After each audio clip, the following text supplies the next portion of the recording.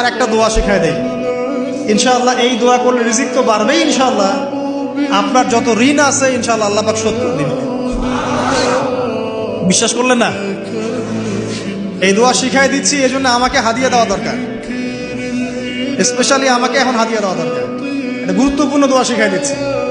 আলী রাদিয়াল্লাহু আনহু বলেছেন, কোনো ব্যক্তির যদি পাহাড়ের সমানও ঋণ থাকে, এই দোয়া যদি আমল করে আল্লাহ পাক ওই ঋণও শোধ করে দিবেন ইনশাআল্লাহ। ঋণ কেমন জানেন? ওই যে এখন মানুষ ঋণ নিচ্ছে 1 কোটি টাকা ব্যাংক থেকে, 2 কোটি টাকা ব্যাংক থেকে, হ্যাঁ, কত বছর, 10 বছরের জন্য, 20 বছরের জন্য বাড়ি করছে, তাই না? তার ধারণা এমন যে সে মারা গেলে তার ঋণটা কেউ না কেউ শোধ করে দিবেই দিবে, তাই তো? আর আল্লাহর রাসূল কি বলছেন দেখেন, একজন মারা গেছেন, নবী সাল্লাল্লাহু আলাইহি ওয়াসাল্লামের সময় একজন মারা গেছেন, তো নবী করিম সাল্লাল্লাহু আলাইহি ওয়াসাল্লাম বলছেন, এই ব্যক্তির কি কোনো ঋণ আছে?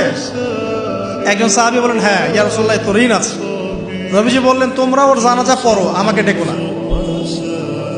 তোমরা ওর জানাজা পড়ে নাও, আমি জানাজা পড়তে চাচ্ছি না। আমি এখন কেমন করে আপনাকে বুঝাবো ঋণ কত ভয়ঙ্কর জিনিস?